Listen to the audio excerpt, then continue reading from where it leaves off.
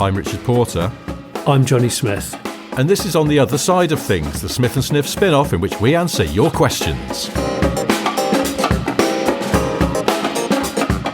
It's Friday, if you're listening to this the day it comes out, and it's Otosot, On the Other Side of Things, our half-hour spin-off show in which we answer listeners' questions. What should we start with this week? We've had loads. There's one here. Yeah, go on then. Go on. There's one here from James Anderson, who is in Bristol. So, obviously, he sent me this message via pager. Yes, of course. It's the 90s where he lives. Permanent 90s. He says, we have a new shape Volvo XC60 as a family car, and as nice as it is, it just doesn't float my petrol head boat at all. I've therefore bitten the bullet and bought a 2001 Jaguar XJR off Car and Classic. Oh. It's a low owner car with 90,000 miles on it. The previous owner spent £10,000 on the engine alone in the past 12 months, and I bought it off him for £3,000. Result. Oh, gosh. That is a result. My heart is full of sorrow for the previous owner. I couldn't sell a car after spending that kind of money on it. They got into that sort of Concorde fallacy where they're just a bit like, I just keep spending money on this rather than just bailing out, and eventually they snapped out of it and just cut their losses. But yeah, that's quite a loss.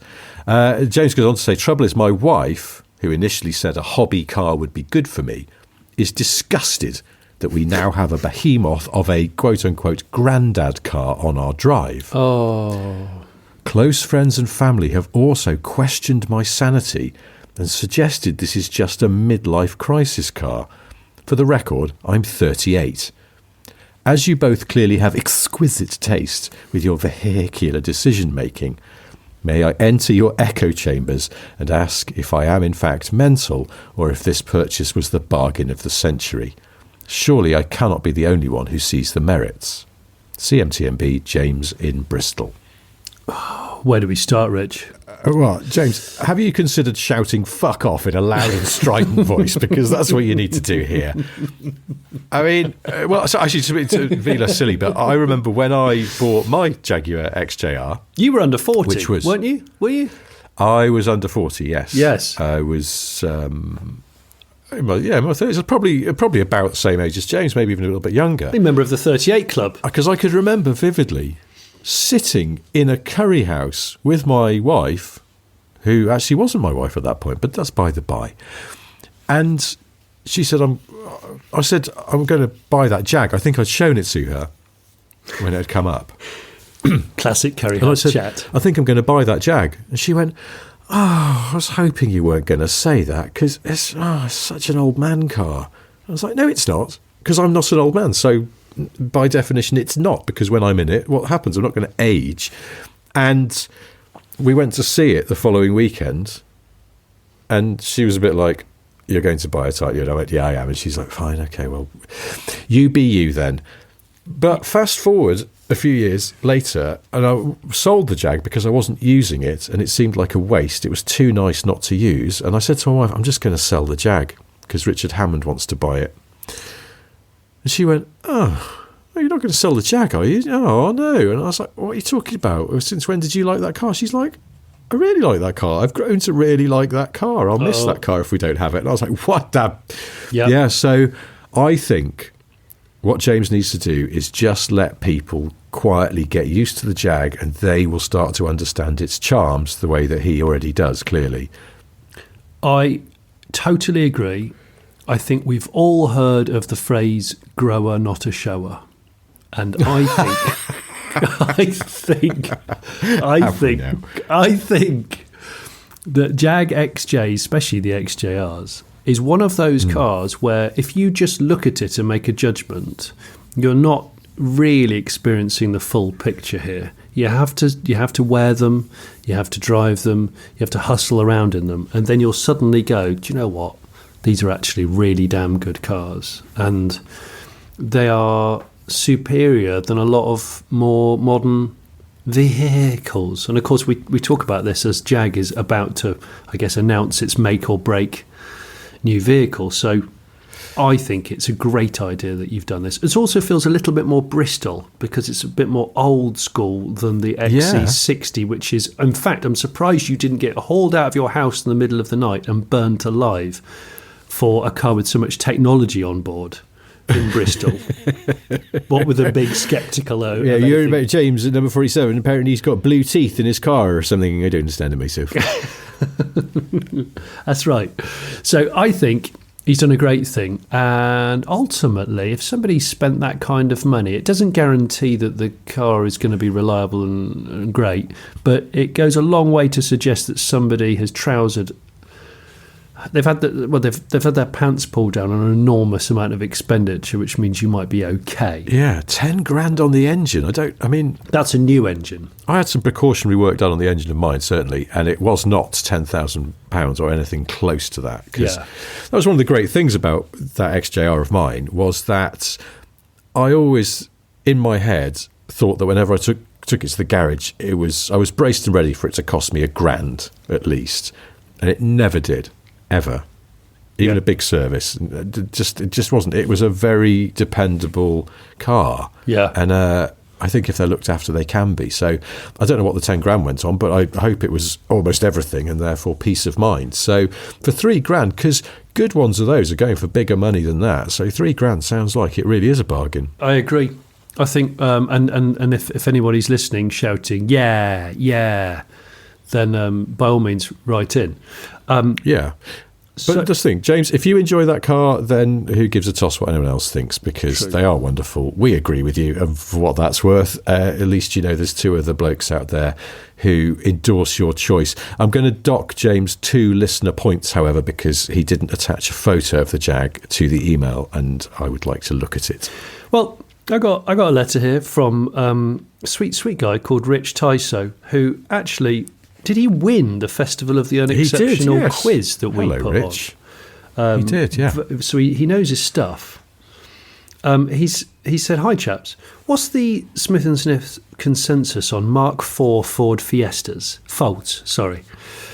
I'm looking for a first car for my daughter, and at the weekend, whilst driving home from a wargaming tournament, past a blue Mark IV facelift. Is that a Mark V? A Mark 4.5? Whatever. The one that has a face like a bulbous focus rather than a fish. Right. Fiesta outside a classic car garage a few miles from my house. A bit of a change from the usual Jags and Healeys and whatnot it usually sells.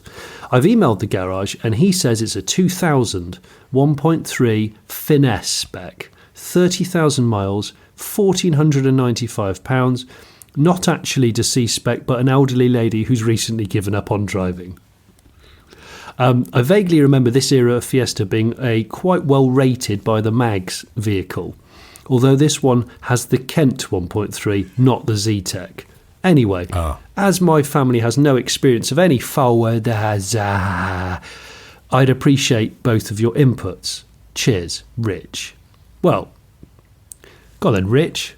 What do you think? So I would say that, yes, they were very, very pleasant to drive at the time. They felt a bit dated because they were quite small, so they felt quite squashed inside compared to other stuff. But that's kind of irrelevant now. Just judge the car in and of itself. That Kent engine is a bit clattery, but generally I think pretty dependable. I don't know how much they rot, because certainly a contemporary Ka would now in fact be a pile of bran flakes. I don't know whether the Fiesta was a little bit better in that respect, so it's worth having a poke around. But if it's lived a life of low stress with an elderly lady, and it's been garaged as well, that would help a lot. It's probably okay. Good first car. Kent engine, like you say, is an older engine, but we've got to keep reverting back to this is somebody's first car. They want to be able to probably run it on a shoestring and insure it, and it's not all about first-rate dynamics and first-rate luxury and all of those things, because that's actually not what you want for a first car, I would say. So I think that kind of mileage, probably been serviced perfectly. Couple of dings on the bumpers, maybe not, maybe absolutely flawless and sweet. This could be a very good car, and I do like the Mark V. I think it's a Mark V, that 2000. Well, I don't know, because it's the same. Ford Marks always get... In fact, we had a letter from a listener, which I've now lost, asking to explain ourselves on what counts as a Mark IV and 5 Escort and stuff. But anyway, whatever mark it is, I think we know the one. So it was a 2000 car, did you say? Yeah, 2000. So it's quite a late finesse model. it's still essentially the shell of the Mark III Fiesta that came out in 1989 and looked quite neat and contemporary at the time, but then it was getting a little bit over familiar by the 2000s. But again, this is irrelevant now. It's just a question that's popped into my head is, where are we up to with old cars and airbags now? Oh, bloody hell, I don't know. I could have sworn that years ago it used to be said that airbags were sort of life for 10 years and then you should have them replaced, inspected or replaced. I don't know. And of course, we're now well down the line. Cars have had airbags since the 90s, haven't they? Yeah. Well, actually, the 80s, I suppose, technically. But they became commonplace in the 90s. Well, I drive around in both my Hondas are 20 years old or more. Yeah. And they've both got airbags somewhere. Perhaps a listener who knows about airbags could just update us on that. Not specific to Rich and his question about the Fiesta, but it's just an interesting one, isn't it? A 24-year-old car that will have an airbag, but is it still good? On to the next letter. This is quite a long letter from a chap called Ifan. And I'm actually scrolling. I'm still scrolling back to the bottom of it. Hey, you pair of SSGs, or Dinian Melis Melis, as we say in Welsh. Dinian Melis Melis, to quote Gareth Jones on Speed. Maybe DMMs is better. Anyway, having missed out on that aforementioned Mark III Golf van a few weeks back, in brackets, still licking the wounds. From the podcast, 3 weeks ago or something, the was looking at that Golf van. It's now disappeared from the eBay listing. He's put, last week, I lightened on another car purchase. My spare time is mostly spent looking on Auto Trader, eBay, Car and Classic, Piston Heads, even Facebook Marketplace if I'm having a really bad day. Looking for cars in brackets, not prostitutes or mirrors. I came across a 1987 Saab 900i 8-valve manual base model saloon on Auto Trader. Red, wheel trims, plastic bumpers, pure Saab silhouette without the spoiler. SSS, sweet Saab. I quite like the idea of PSS, pure Saab silhouette. Oh, PSS, yeah. It's got a PSS. He says, loads of welding had been completed, rust proofing and all. The car looked a bit worse for wear cosmetically, but underneath, it was solid. If the underneath of the Mark III Golf van was made of bran flakes, this was a frozen whole tuner. It did have 7 owners, though, and over 180,000 miles.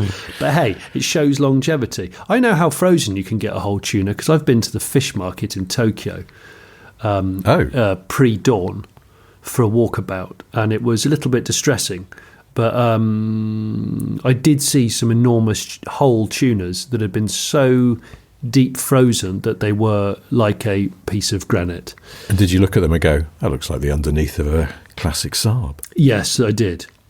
This Saab also had a private plate that came with the car, returned to original reg, sell the plate on eBay, sweet, in brackets. The Saab went up for I love this. The Saab went up for 999 sheets. I emailed the seller hastily with a few arcane-specific requests, but in a very enthusiastic tone, it was clear I wanted the car. My student loan had come in my head, I'd already bought it. Several days passed as I waited for a reply from the seller. Today I looked again at the trader to phone the seller and to just admit defeat and buy it. Of course, it's gone. Oh. Only last night I was poring over the awkwardly angled photos and confusingly written description. A Saab of such solidity for the price as low as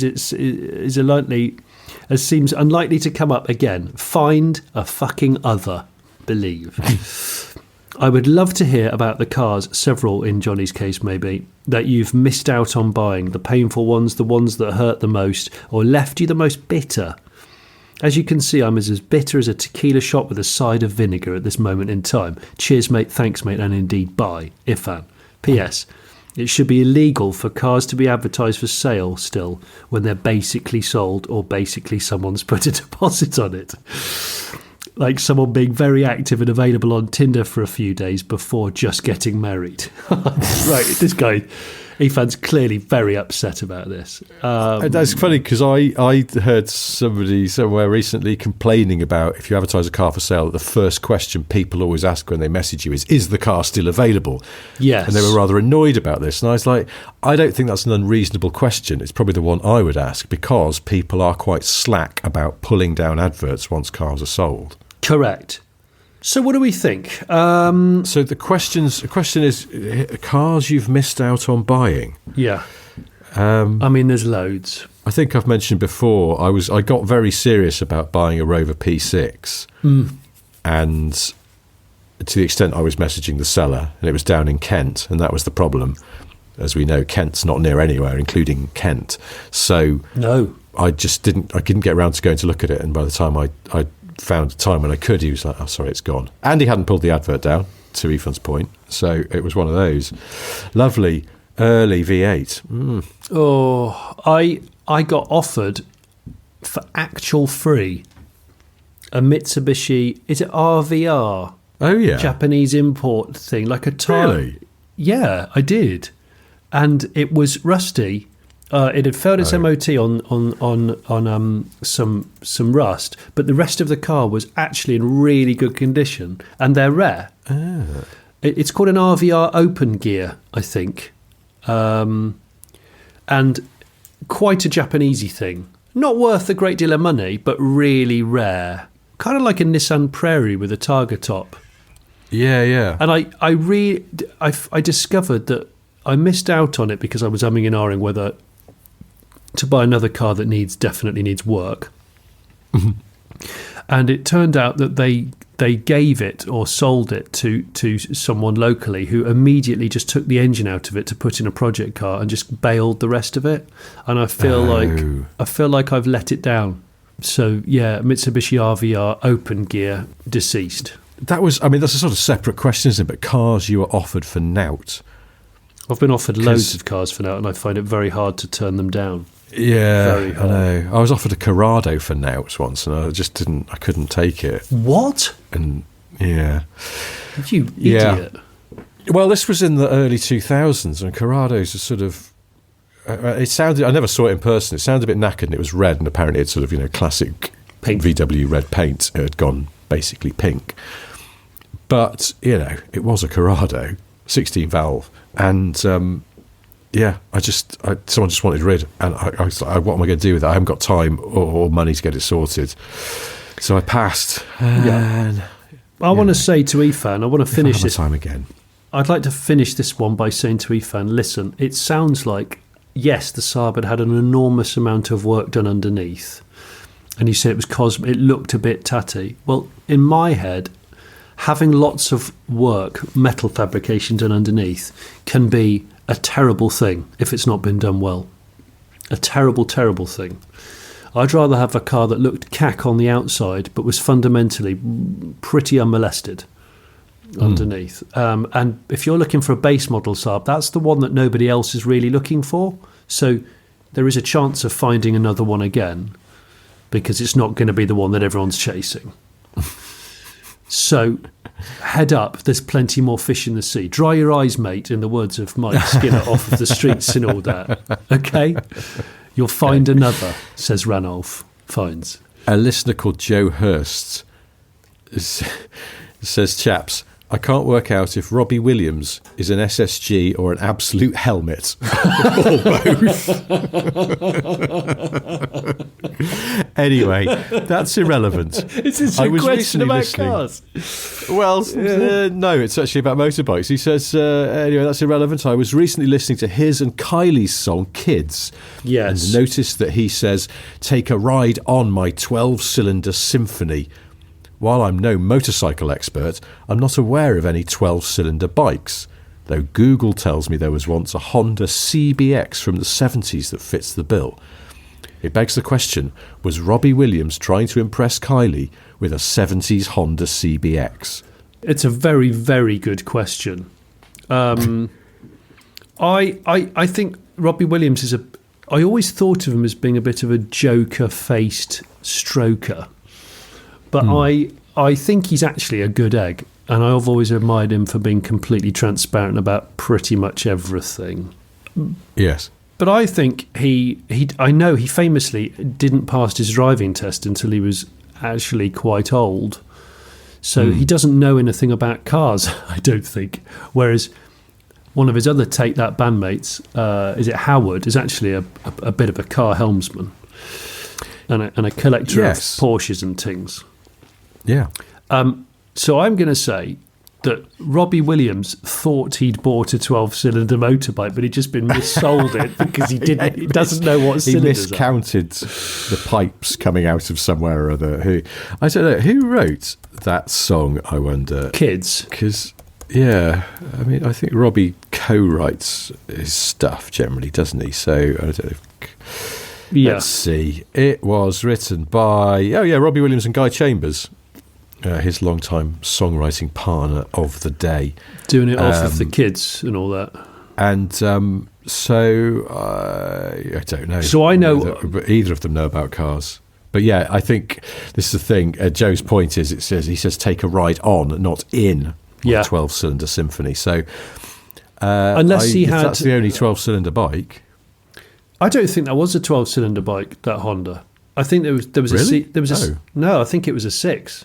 Oh. I think it was a 6 that someone might have Siamese to make a 12 as a customer. Blithering idiot Robbie Williams has counted the inlet and outlet pipes on the engine as being all indicative of the number of cylinders. I think there's that. Our favourite 24-hour fuel station owner, Harry Metcalf, he's got one of those Honda CB 6-cylinder bikes. Yeah, he remembers it from when he was younger. It was always one of his kind of pin-up vehicles, so he's got one. I think Are they Robbie a Williams... V6 or a flat 6? It's an inline 6. It's an extremely wide engine that you can pretty much clip one of the pistons off if you go through a narrow gateway. It's crossways. I suppose it'd have to be, wouldn't it? Well, anyway, yeah. It's a bloody great thing. I'm going to say Robbie Williams was missold something. And because he doesn't know what cylinders are, and I think he was sold a bike called a Munch Mammoth. What? And a Munch Mammoth was a very odd German bike with a car engine in it. And I think they might have even done a diesel motorbike, the only diesel motorbike. But I think it had an engine from an NSU Prince or something like that in it. So it was a 4-cylinder motorbike with a very clunky, huge looking engine.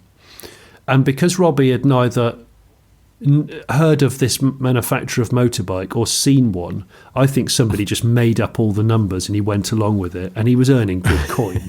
So he just went, go on then, I'll have it. And he rode around on it fairly, or didn't ride it, just had it there in his front room and just pointed at it. And believed it was 12-cylinder, but no one had the heart to say, I'm pretty sure that's not Robbie. I'm almost certain it's not a 12-cylinder motorbike. It's actually a niche German motorbike that nobody really bought. So that's what I reckon. But yeah, I mean, in future, to answer the other sort of question in Joe's message, is Robbie Williams an SSG or an absolute helmet? I agree with you. I think he wears his heart on his sleeve. Yeah. Can be prone to being a bit of a knob, perhaps, or certainly could be. I once saw him performing, I think it was Angels on TV live, and obviously it's quite heartfelt and emotional, that song, and he couldn't help at the end just sort of mugging around and pulling funny faces and making quips, and you just go, just let the moment subside before you turn back into a fucking cruise ship entertainer. Yeah. So that side of him was quite annoying. But I watched that documentary about him that was on quite recently, I think on Netflix. Oh, was it good? Yeah, it is good. He's a troubled soul. Yeah. And he doesn't seem very happy, and I felt very sorry for him. Yeah. And I think he is probably a decent guy who just can't help himself sometimes in sort of looning about on stage. But ultimately, it's he's got a lot of inner turmoil. So I'm going to say SSG. I think he was an absolute bell jar, but now he's definitely an SSG. I also just remembered that in the original music video to Angels, he does ride a motorbike on a beach with a woman on the back. Does he? Yeah, and it's a very interesting niche motorbike, and it always caught my attention. It's a Suzuki RV sand bike, either a 90 or a 125, and they've got a very odd proportion. Got huge balloony tyres and a very short stubby frame. And I nearly bought a Suzuki RV. In fact, that'd be something from a previous listener who's just said, have you ever regretted not buying something cheaply? Yes, I got offered a Suzuki RV 90 sand bike very cheaply, and I didn't buy it because I already had a couple of other monkey bikes. And I probably got offered it at half what it was worth, and I'm a complete dongoloid for not getting it. But I could have gone full Robbie Williams spec and just illegally ridden across beaches early in the morning with an open shirt with a Joker face. Okay. Good. Well, that's how we were talking, weren't we, before we were recording, about how Gary Barlow has quietly become the best looking one in Take That. Like he's played the long game. He's played the very long game. He's definitely done that. But when you watch that Robbie Williams documentary, you do go, bloody hell, Robbie was a good looking boy. Oh, you sort of took it for granted at the time, but you just go, no, he's a pretty man. He's ploughed some furrows, I reckon, Rich. Oh gosh, I mean, he was Clarkson's farm before Clarkson had even thought about farming. Williams was ploughing. Okay, well, should we do one more question? Yeah, I've got one. If you want, or have you got one? Yeah, go for it. Okay, this one's from a chap called Sam Maris in Hull. Hi, chaps. Yep. I've been a listener to your podcast for almost 3 years, and I've listened to nearly all of them. They're awesome, and USSGs help me pass the hours whilst driving a multitude of different vehicles. I'm about to start my winter maintenance, in brackets, gritting the roads. Ah, he's a gritter driver. And I've heard that you mentioned in the past about the gritters and who drives them. Well, the answer is me. It's long hours and it's late nights, but I always have Smith and Sniff entertaining me and laughing on my runs. My normal job is driving a left-hand drive 15-ton gully wagon in which we suck out the sludge from the gullies and we prevent the roads from flooding. Well done you, Sam. Ooh. This is cool. Gully wagon? Yeah, which are left-hand drive, aren't they? They have steering wheel on the curb side. But also a solid 3 more from them later evening sessions sort of band name. What, 15-ton gully wagon? 15-ton gully wagon. Oh, yeah. Are they bluegrass? What are they? I think they might be, yes. I also drive a left-hand drive power sweeper with hydrostatic gearbox and an 18-ton skip wagon with sports mode. Yes, you read that right. Sports mode. And it's quick. I love that. It's quick. Full stop. Going back to last week's podcast and the forklift steering, I also drive. God, he's got a few different vehicles. I'm fascinated. This is sort of multidiscipline job. There's a lot of arrows in his automotive quiver here. I also drive a Toro triple grass cutter with rear steering, and it goes about 20 miles an hour on the road and is absolutely scary with rear steer.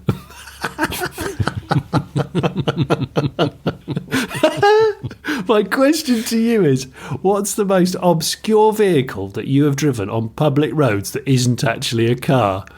Right, wow. Okay, Sam. Driven on the road that's not actually a car. Well, in a previous life on Max Power, I did drive a road legal golf cart, electric.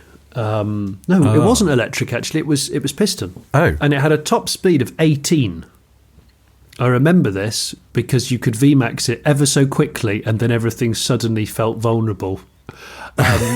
So you'd think it was fun, and then you realise that we've topped out within 5 seconds, and everything feels very large and very quick around you. And somebody thought it would be quite a fun idea, being a dick in his early 20s, working for a magazine like Max Power, that we should do a shoot where we drove around a city doing urban golfing, and then I decided to drive onto the A1 for one junction just to see what it would be like. That was a very bad idea. Very bad idea. Terrifying? Yeah, I drove along the hard shoulder in the end with the hazards on because I thought we were going to get killed by lorries. So they're also on the evening session tomorrow. Killed by lorries. It's cracking bad. Yeah, they definitely supported Wonder Stuff, I'm sure. We've both been in a golf cart, possibly not entirely legally, on a public road in the US, haven't we? Oh, yeah. Of course. And that suddenly felt very vulnerable, even though it wasn't a particularly busy road and it wasn't a main road. It was just a sort of regular 2-lane. But you just suddenly feel out of your depth, like a dinghy that's got a bit too far from the shore. Yeah. And then it stops Which being might be funny. why we drove onto a beach and got stuck. Yeah, that was... I've always aspired to drive a road roller made by a company called HAM, HAMM, because they look interesting. And that's as far as it's gone for me. I look at it and go, that looks interesting. I'd like to have a go on it. So I'd like to have a go on it. Because I passed and you will have done, pass your driving test at a certain time, you can drive small coaches, cars with massive trailers, road rollers, and cattle, like weird shit, which I'd quite like to do. I'm going to explore that at some point for content. But so a road roller is up there for me. But what about a traction engine? What, steam? Oh, hell. Rich, listen, you and I would love to do an extremely slow, quite short road trip in one with you, where we wear dungarees and we go to the pub. Absolutely. Oily dungarees, flat caps. And we go to a pub for a gravy-soaked lunch. Couple of pints of bitter. And then come outside and realise you didn't put the handbrake properly on the traction engine and it's just driven off on its own. Well, it's done 3 miles an hour through everything, all of the walls in that town. It was just gone through all of them. Yes, but very slowly. But extremely slowly. The way that the Badger does on my garden fences, just uses its sheer bulk and torque to smack to through punch holes in stuff. Well, that's a good note on which to end. Thank you very much for all your questions. Thanks, Keep them coming. hello@smithandsniff.com. If you start your email subject line with Otosot, it helps us to find them because we are not the most organised, but it's not compulsory. And we'll do another one of these next Friday. Normal show on Monday. Until then, goodbye. Bye, guys.